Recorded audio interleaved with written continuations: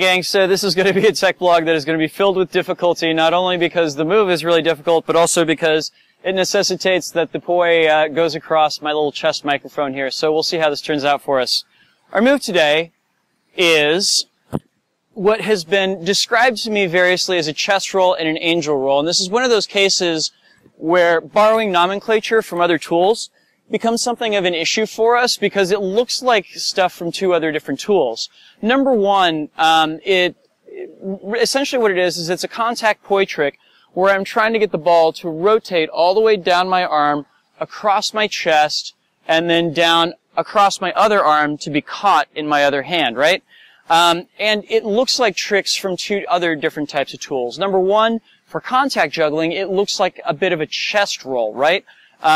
It's different from the normal chest rolls that we do with contact poi because we're not maintaining a point of contact between the other hand and the tether, right?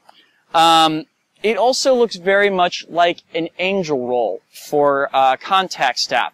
And I didn't get why this was at first because to me, it looked like it's a roll that goes across your chest, rather than behind your back.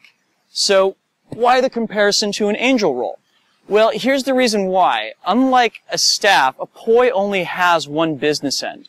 So with the staff, you're trying to get one end to dip behind your back, go over, the other end dips behind your back, and then roll it off the other direction.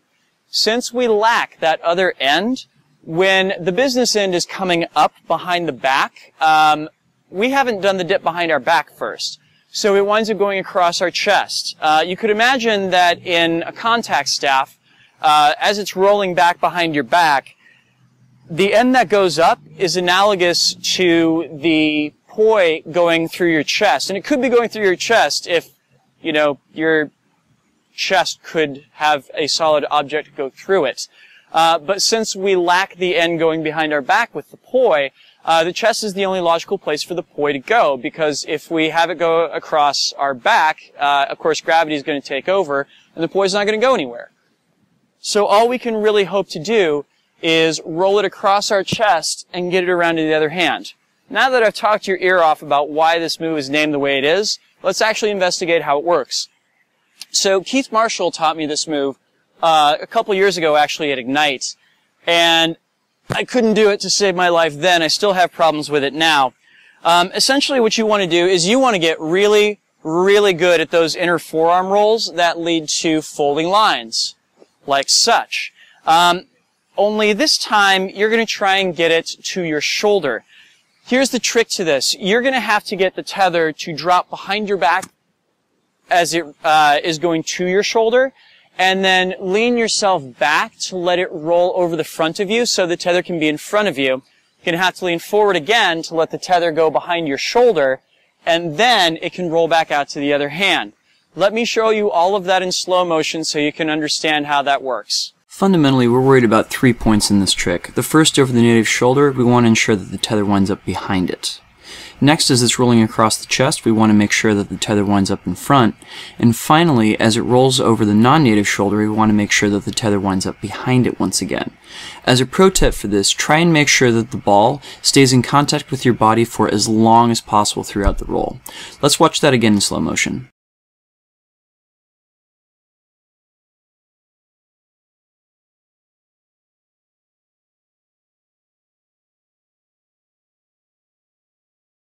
Cool. Now that you got that, here are some practical tips in order to get this move down. Number one, we usually say when you're doing contact poi that you should try and keep your arm as straight as possible throughout the roll.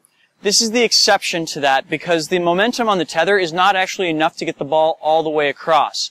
So, as the ball is rolling, you're actually going to have to lift up your arm to give it a little bit of momentum, and after it trails across your chest, you're going to have to let it track across your other arm downward in order to continue to give it enough momentum to complete the roll.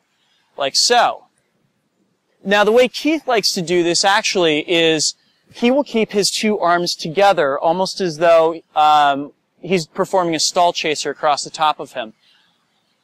I'm personally not as big on that kind of presentation for it. I personally think that you can separate out the arms and still have it work decently enough.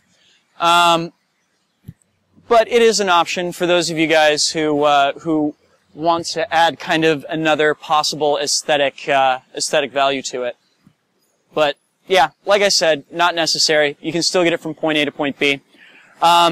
Corey-san recently posted a video to TechPoi that includes this move done with 2 poi, and I cannot wait to try and check that out. But I thought first I would give you guys the DL on how this one's done. So, thank you guys for watching, and I'll be back with more tech for you next week.